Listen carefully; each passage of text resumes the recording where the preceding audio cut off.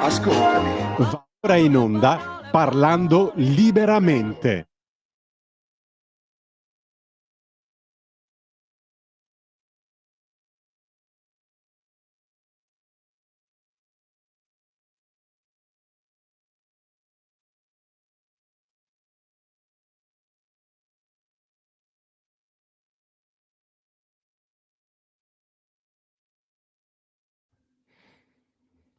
Buongiorno a tutti, bentornati a Parlando Liberamente, la nostra intervista settimanale con i protagonisti della politica, dell'attualità, del giornalismo.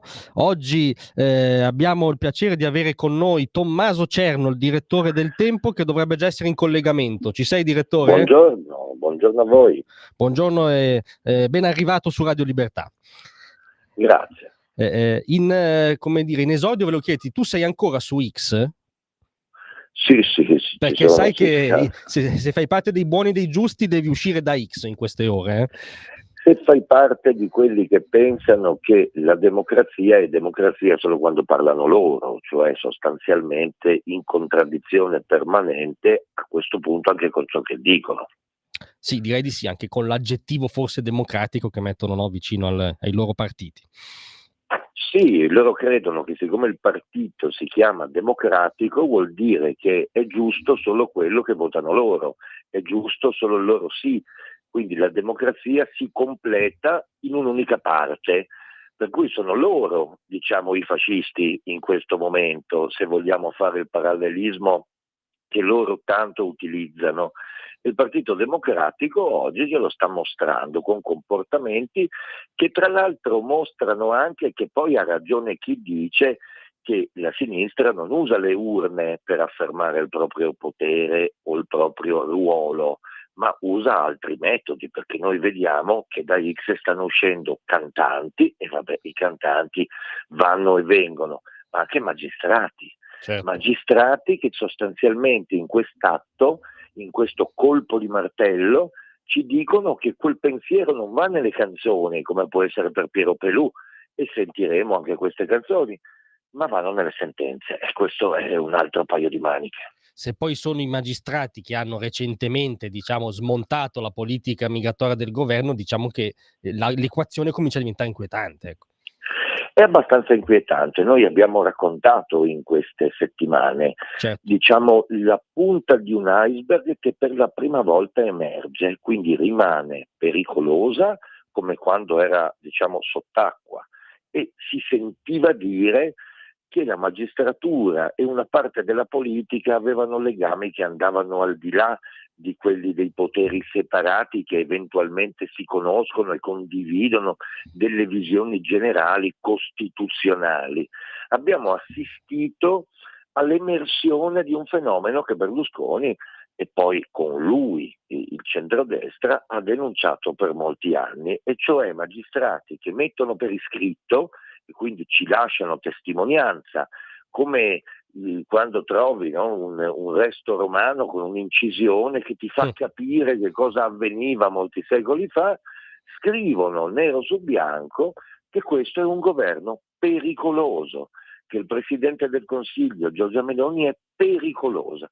Ma la cosa curiosa è che non è pericolosa perché loro da magistrati ritengono o hanno elementi per dirci che si sta comportando al di fuori della legge, ma per il motivo contrario, perché non ha inchieste, quindi non è ricattabile e quindi può portare in qualche modo in gol la sua visione politica, cioè esattamente quello che la Costituzione prevede e sancisce che faccia il governo mandato lì dagli italiani.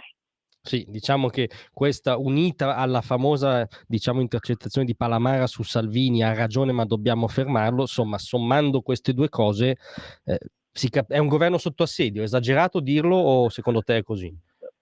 Sì, è un governo sotto assedio per due ragioni. Uno, evidentemente in questo paese dal 2010, cioè da quando Silvio Berlusconi fu spinto a dimettersi con la maggioranza in Parlamento e con la maggioranza degli italiani che lo sostenevano, sostanzialmente per una lettera, un pezzo di carta con soprascritte delle parole, quindi nulla di più che uno dei tanti pezzi di carta che viaggiano da Bruxelles a Roma ogni giorno, e da lì si instaurò una sorta di governo permanente che, al di là del voto, stabiliva che il PD stava a Palazzo Chigi e stava nei ministeri.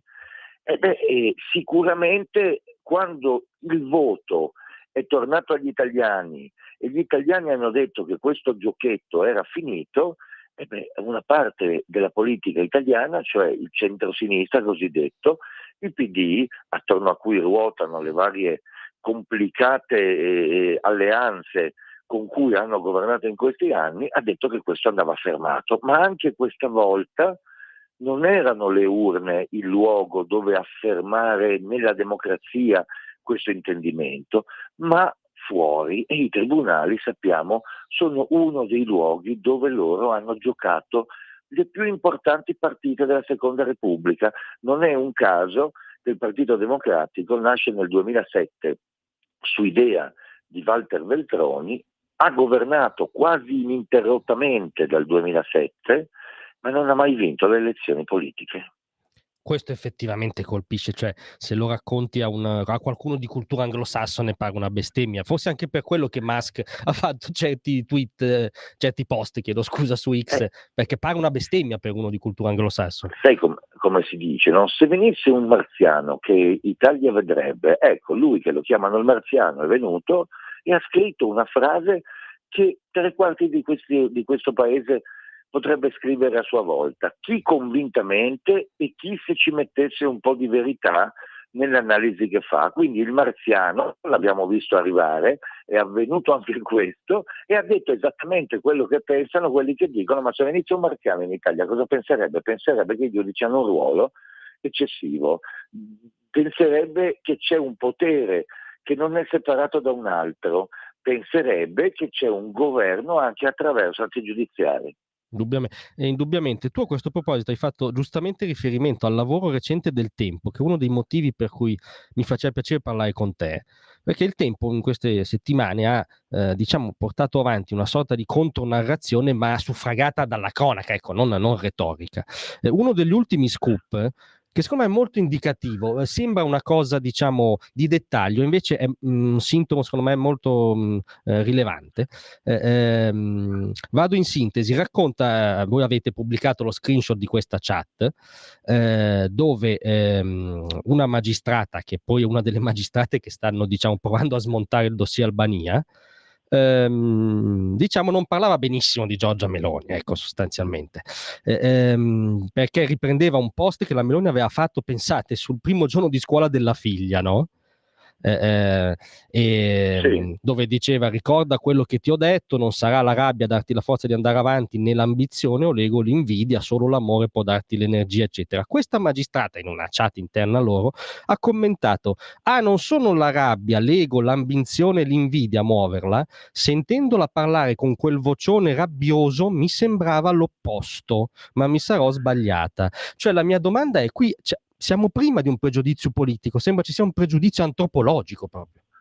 Sì, noi siamo passati dalla mail, diciamo, di Paternello, che aveva questi contenuti di pericolosità del Premier, ma si adagiava su un ragionamento politico e sul ruolo che la magistratura poteva giocare per evitare che questo ruolo politico, diciamo, durasse in eterno e soprattutto portasse a casa la riforma della giustizia, alla dimensione antropologica di una parte dei nostri magistrati, che non lo dicono a cena ai loro amici, non lo sussurrano non ascoltati e quindi denunciano il fatto che qualcuno abbia occhi grandi verso di loro per rivelare che cosa nel privato possono immaginare di dire, legittimo e costituzionalmente ineccepibile, ma lo scrivono in quel luogo che adesso contestano, che è X, perché c'è anche questa coincidenza, cioè lo scrivono in quell'ambito di democrazia diffusa che è, con tutte le polemiche che questo comporta, il social di Elon Musk, per mostrare agli altri e chiedere un commento, e quindi il famoso like, cioè per chiedere un esercito dietro quell'opinione, che si rivolge al leader di un partito dicendo qualcosa che riguarda la sua vita personale, il vocione che vorrebbe dirci che c'è un cattivo, una descrizione da sceneggiatore di fiction, una descrizione da vicino di casa arrabbiato perché fai rumore. Tutto questo portato nel silenzioso ambito della stesura delle sentenze e degli atti giudiziari, che la Costituzione chiede essere terzi, non solo nei fatti, ma anche nel modo in cui appaiono agli italiani, ci mostra che esiste dentro il grande potere giudiziario che rivendica terzietà, indipendenza e autonomia, il seme di chi non vuole che sia terzo e autonomo, ed è loro la causa, nel senso che parte da un gruppo di magistrati, non certo da tutti, un gruppo anche piccolo se vogliamo, diciamo li contiamo sulle dita di qualche decina di mani, ma molto potente, perché questa settimana noi abbiamo assistito a un altro fatto eclatante. Durante un summit di una corrente della magistratura, che non chiamo io toghe rosse, ma che si chiama così, perché si chiama magistratura democratica in senso politico, abbiamo visto che questo stesso magistrato, che aveva fatto quel post su X, il famoso social da cui adesso è fuggita, forse per non fare più gaffe di questo tipo, quindi in autotutela, aveva annunciato in qualche modo che nel giro di qualche ora sarebbero arrivate altre sentenze in linea con la sua sul rientro dei famosi clandestini, immigrati illegali, che vengono portati nel centro in Albania, questo voluto dal governo, per capire se devono o possono stare in Italia. Cioè siamo arrivati all'annuncio delle sentenze di altri, siamo arrivati all'oroscopo delle sentenze della settimana. Perché? Perché le conoscono. Perché? Perché dare questo tipo di previsione significa anche dare una linea di indirizzo, così come quel post su X che chiedeva i like, a quei magistrati che vogliono distinguersi per fare questa battaglia che loro chiamano di democrazia, che invece io chiamo semi-eversiva. Certo, perché esonda, diciamo, ormai non si premurano neanche più di mascherare il fatto che esondano. Ecco, questo mi sembra un po' lo slittamento rispetto anche al Infatti passato. lo affermano in questa società dell'apparire, in qualche modo, dove tutti sono pubblici, dove Musk, con poche parole su un social dove scrivono miliardi di persone, apre un contenzioso con la democrazia perché non ha detto quello che si aspetta un pezzo di questa democrazia, e diventa anche in qualche modo l'indice di dove andare a cercare le prove della grande anomalia della giustizia italiana che a parole abbiamo raccontato e nei fatti visto succedere. Quindi a maggior ragione dovremmo entrarci su X, perché su X si trovano le prove di ciò che in questo paese non funziona, e quindi scappare da lì e spingere gli altri a non vederle è un modo per tutelare il gruppo che in qualche modo le alimenta, nel momento in cui la gente comune li ha scoperti. Il bambino con le mani nella marmellata che dice: io non vengo più qui, io non vengo più nel tuo armadio, vienimi a cercare dove sono, con la marmellata però dei cittadini italiani. Qui secondo me tocchi un punto chiave, tra l'altro diciamo da ambo le sponde dell'oceano, perché non so cosa ne pensi tu, ma secondo me qual è la grande ipocrisia su Musk? È che finché diciamo il conglomerato delle big tech costituiva sostanzialmente un braccio armato nell'agorà virtuale dei buoni, dei dem americani, del progressismo nostrano, del politicamente corretto, per cui Meta ha censurato l'origine du monde di Courbet, per fare un esempio banale. Insomma, finché orientavano la narrazione, ma in un senso, andava benissimo. Tanto è stato Zuckerberg a dire al congresso USA che ha manipolato notizie su richiesta dell'amministrazione Biden, cioè non Musk su richiesta dell'amministrazione Trump, Zuckerberg su richiesta dell'amministrazione Biden. Però quello, come dire, c'era Si faceva finta che fosse neutrale quell'agorà, no? Appena Musk ha rotto il monopolio e ha legittimamente orientato il racconto in modo diverso, diventa inaccettabile. Cioè, perché questo doppiopesismo? Perché la sinistra occidentale, che è composta di diversi partiti e diversi leader, ma che nell'insieme costituisce un luogo di ragionamento sulle grandi linee guida di quello che loro hanno creduto essere il governo dovuto, che a un certo punto in Occidente se vinceva la sinistra era normale, se vinceva la destra arrivavano i cattivi, anche dal punto di vista del linguaggio, no? Noi abbiamo addirittura dei libri di scuola in questo paese, scuole medie, quindi diciamo ragazzini, poco più che bambini, che si approcciano a quelle cose noiose che fanno a scuola, le cartine geografiche, i colori che devi studiare, dove l'Europa, l'Unione Europea, è divisa tra democrazie, diciamo, normali, tra cui fortunatamente ancora c'è l'Italia in verde, non so quanto durerà, se la logica è questa,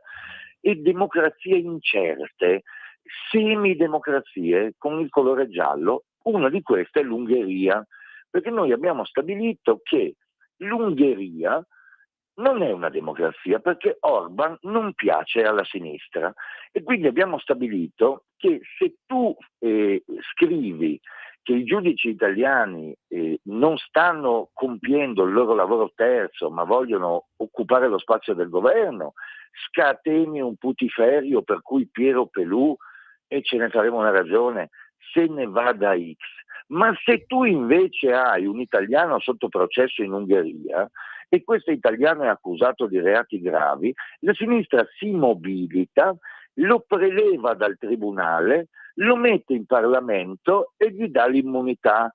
E quindi Ilaria Salis è la prova provata che la sinistra predica bene e razzola male, anzi predica male e razzola peggio, perché chiede a Elon Musk, cioè a chi crede che in quel momento rappresenti la destra, di non fare le cose che la sinistra non solo fa, ma mette in atto fino a renderle patrimonio della democrazia che sostiene di difendere, e mettendo quel posizionamento dentro il Parlamento orgogliosa di avere fatto un'ingerenza contro uno Stato sovrano e di aver usato quell'immunità che a parole condanna.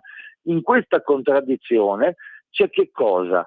L'idea che qui qualcuno pensava che l'Occidente sarebbe stato governato sempre dagli stessi perché avevano fatto un patto proprio con quel potere economico che Elon Musk vuole modificare, uscendo dal gota dei miliardari della terra per fare qualcosa di diverso da quello che fanno Bill Gates, Zuckerberg, Soros e tutti questi altri, senza nemmeno dirlo apertamente.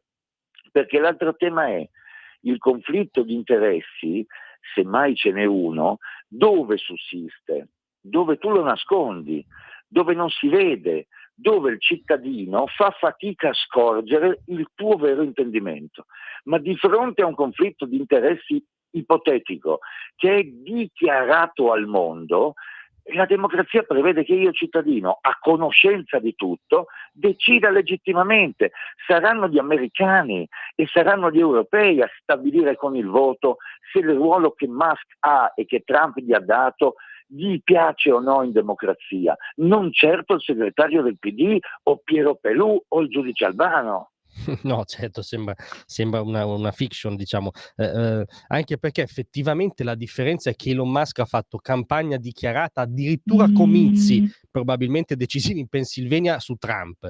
Zuckerberg e i suoi fratelli, diciamo, hanno appunto allestito una narrazione orientata come dire, nelle segrete stanze della Silicon Valley. Nascondendosi nelle pieghe di una tecnologia, senza farsi vedere, sussurrando senza farsi vedere, mentre Musk l'ha dichiarato al mondo, l'ha detto agli americani e gli ha detto: voi potete votare per dirci che questa cosa vi va bene, oppure se non vi va bene per dirci che vi va bene l'altra. E gli americani pare che abbiano scelto in maniera oceanica che risposta dare, ma alla democrazia questa risposta non va bene, perché la democrazia, come dicevamo all'inizio, va bene solo se vince qualcuno. Se vincono gli altri la cominciano a chiamare democratura, dittatura, autoritarismo, sovranismo, con un elenco di sinonimi che dovrebbero invece attribuire a chi vuole governare senza i voti e con la magistratura. È il ribaltamento totale. Facciamo un mini spot, ma di 30 secondi massimo e torniamo subito.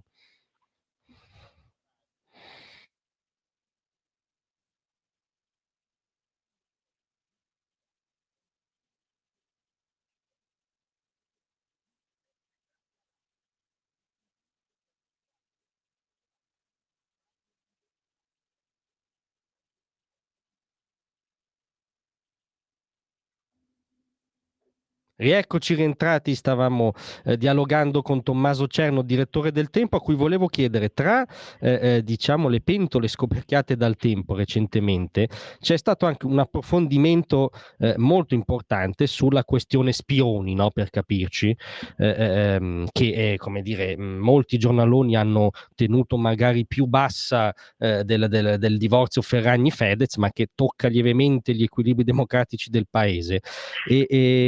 E voi avete mostrato sostanzialmente che la famosa attività, per esempio, del finanziere Striano era una sorta di accumulo di dossier, soprattutto in chiave centrodestra, soprattutto per esempio in chiave Lega, per cui anche il famoso attacco sulla Lega, i 49 milioni, insomma sostanzialmente dopo le elezioni del 2018, quando c'è un exploit della Lega, parte un dossier denominato Lega Nord e Striano inizia a inondare le procure d'Italia facendo riferimento, poi voi avete fatto un lavoro d'inchiesta molto puntuale anche a fiduciarie lussemburghesi che poi però smentiscono di essere coinvolte. Insomma, cosa c'è dietro questa faccenda che voi avete lodevolmente scavato?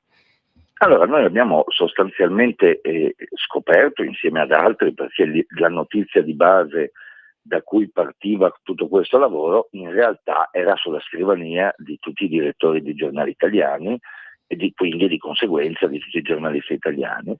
Abbiamo scoperto che in questo paese, e quindi raccontato attraverso inchieste, esiste una sorta di bancomat, di grande bancomat come quelli che si trovano lungo la strada, che però non emette banconote all'uso di chi in qualche modo è titolato a richiederle, ma emette informazioni.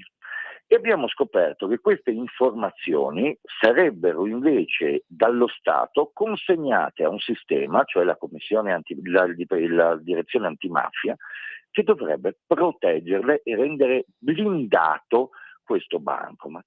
Abbiamo scoperto che alcune persone in questo paese, tra cui giornalisti e magistrati, come dice l'inchiesta, indaga anche un magistrato questa inchiesta, avevano la tessera per accedere a questo bancomat e per prelevare in ogni momento e per qualunque esigenza una parte o tutte queste informazioni.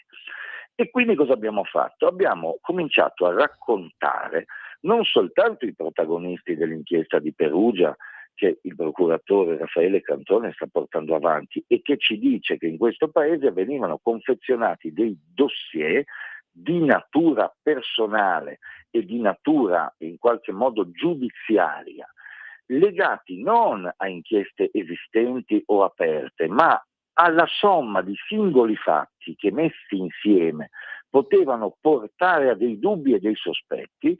Queste informazioni illegittime venivano consegnate a Tizio a Caio e costituivano l'elemento di base per la nascita di uno scandalo, il quale, una volta diventato pubblico, ad esempio attraverso un giornale, era l'elemento su cui poi le procure aprivano le indagini vere. Cioè, cosa abbiamo scoperto? Abbiamo scoperto che la parola cronaca, quella su cui si fonda il giornalismo e che deriva dal greco chronos, tempo, non funzionava come ha fatto per secoli, prima i fatti, poi le inchieste, poi i racconti, ma funzionava a rovescio, prima i racconti, poi le inchieste e poi i fatti conseguenti a un racconto che ha generato un'inchiesta che altrimenti non esisterebbe.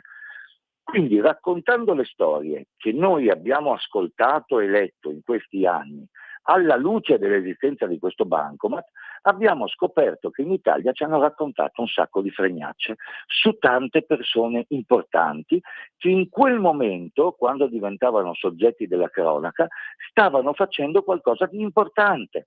Stavano scalando un partito, stavano andando al governo, stavano eleggendo il Presidente della Repubblica, stavano portando a delle nomine importanti per questo Paese.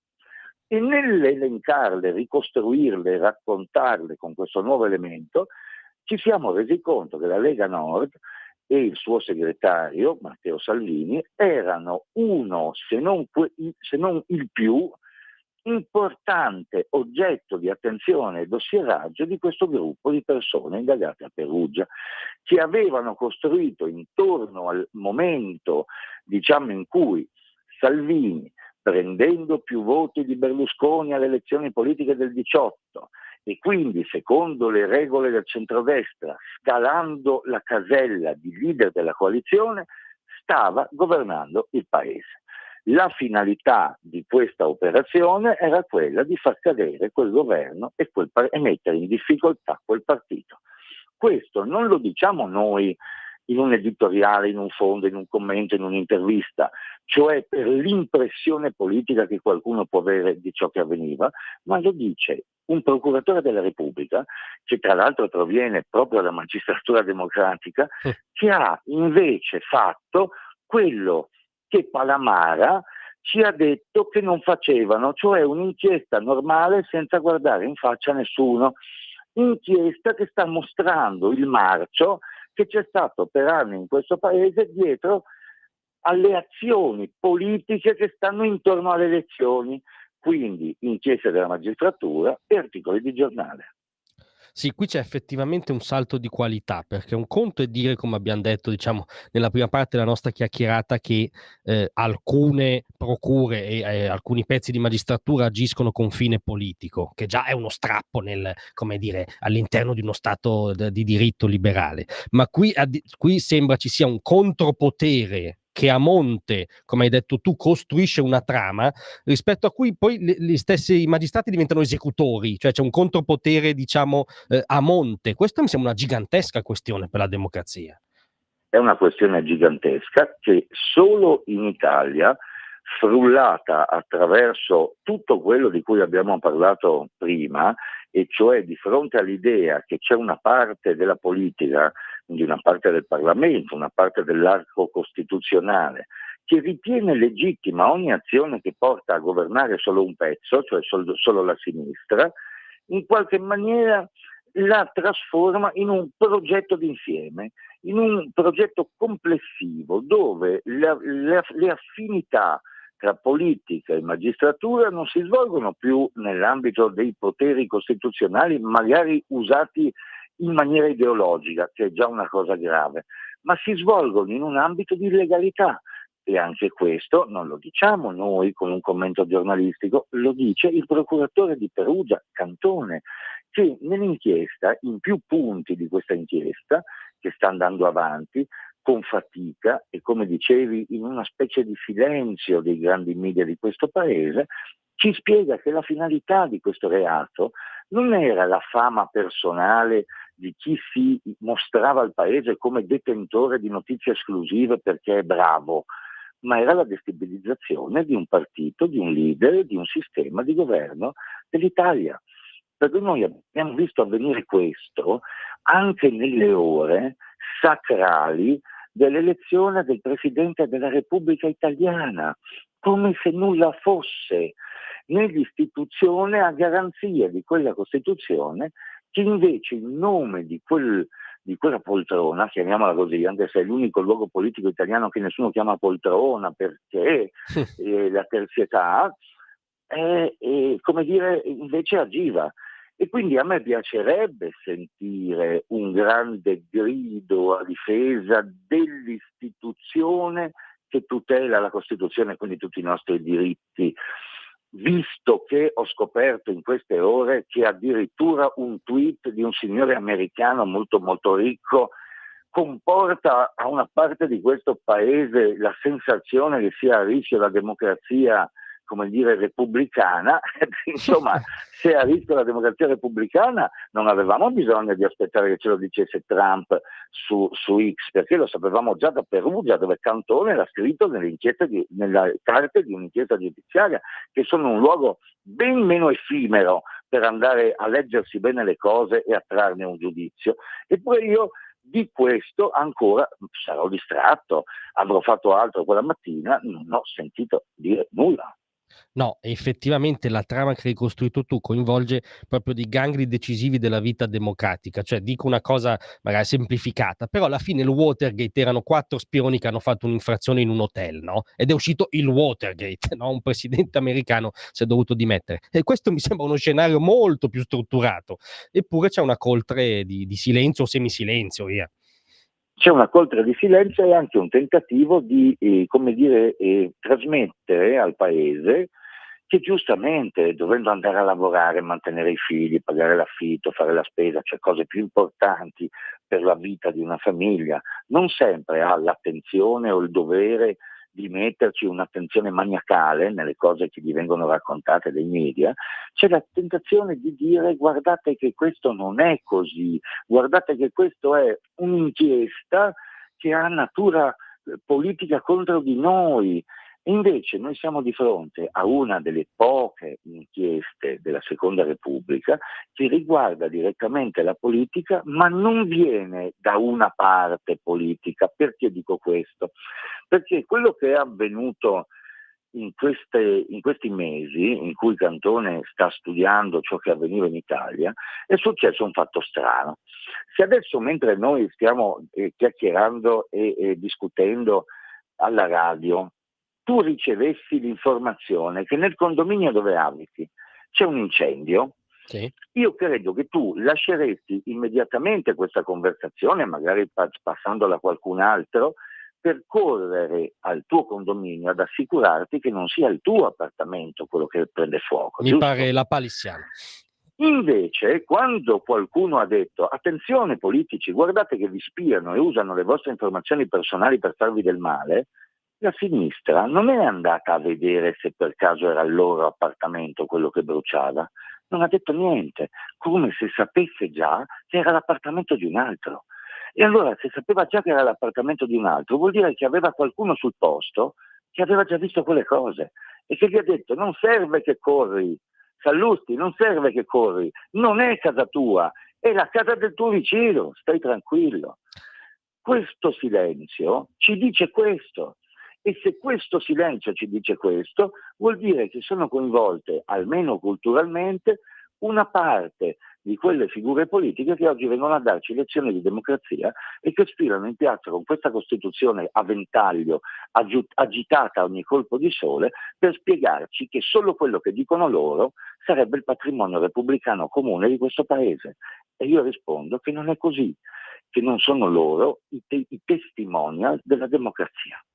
Questo è uno scenario obiettivamente agghiacciante, tanto che secondo me pone anche un problema sostanzialmente di come si esercita l'autodifesa, cioè come esercita l'autodifesa la politica o quella parte della politica, diciamo, molto più frequentemente messa nel mirino, perché le leve rischiano di essere poche, no? Allora, dal punto di vista dell'assalto prettamente giudiziario c'è un'esigenza, ma credo del paese, non dei partiti, che è la riforma della giustizia, e lì vorrei il tuo parere se sei ottimista o pessimista. Ma arrivare invece a difendersi anche dallo scenario che hai dipinto tu, quale può essere lo strumento per cui la politica riafferma la sua centralità rispetto a poteri o contropoteri mascherati o non mascherati?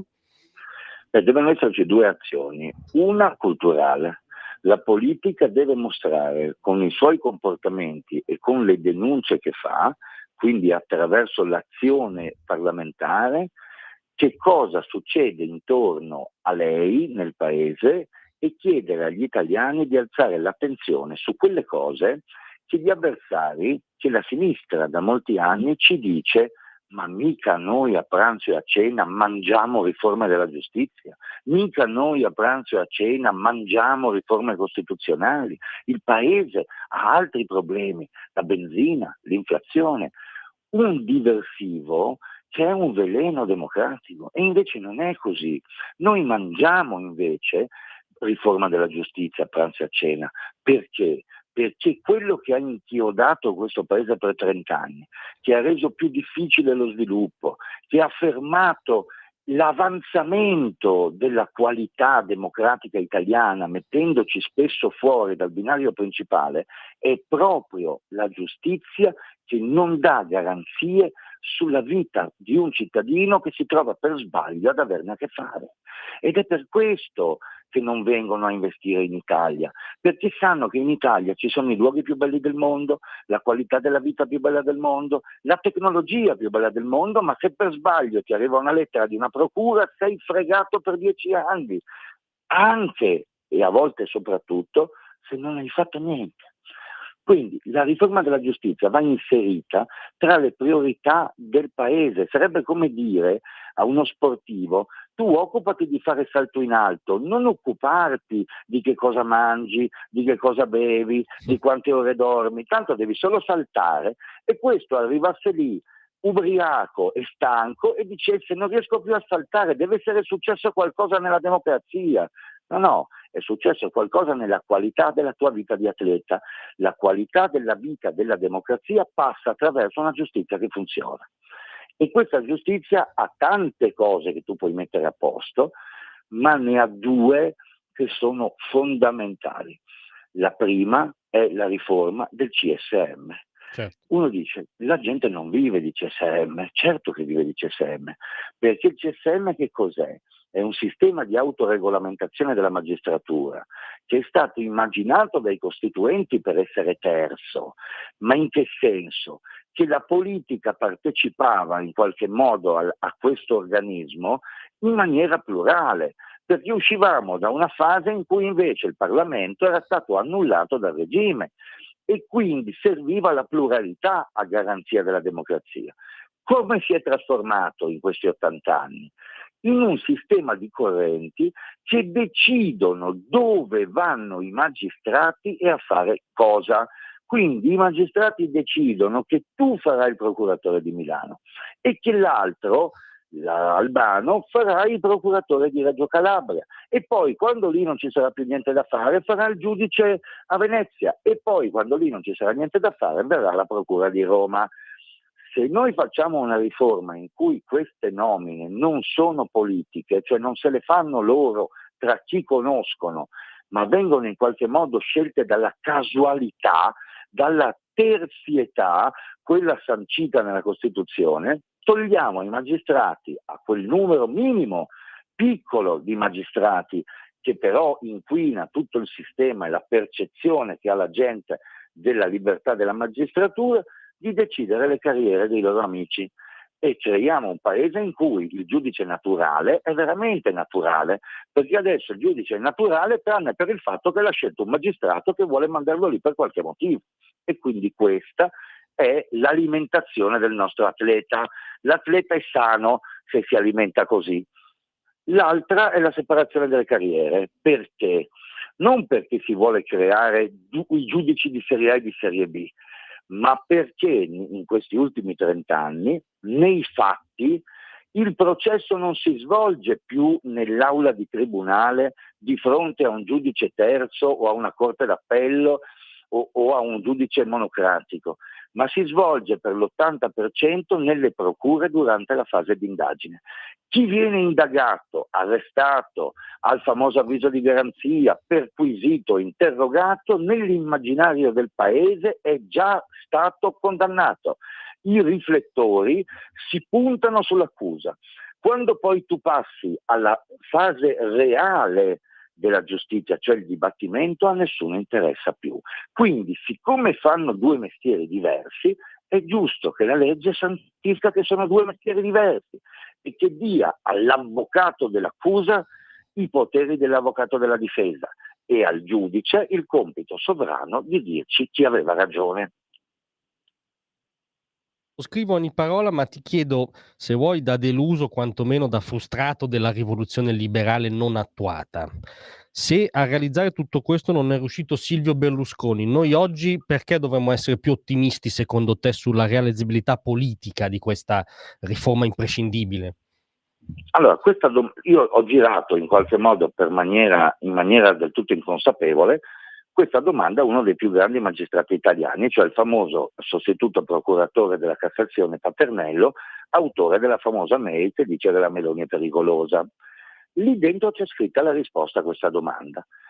Silvio Berlusconi, secondo la corrente di magistratura democratica che rappresenta Paternello, o secondo la sua opinione ampiamente condivisa in questa mailing list con centinaia di magistrati in cui lui scriveva, ci dice che Berlusconi aveva un limite di ricattabilità. Ci dice Berlusconi, in fondo, avendo tante accuse, che poi si sono rivelate nell'assoluta maggioranza dei casi accuse infondate, e in quei pochi che sono andati a giudizio parlavamo di questioni aziendali di una grande azienda che riguardavano il Berlusconi imprenditore. Non ci sono condanne per Berlusconi premier.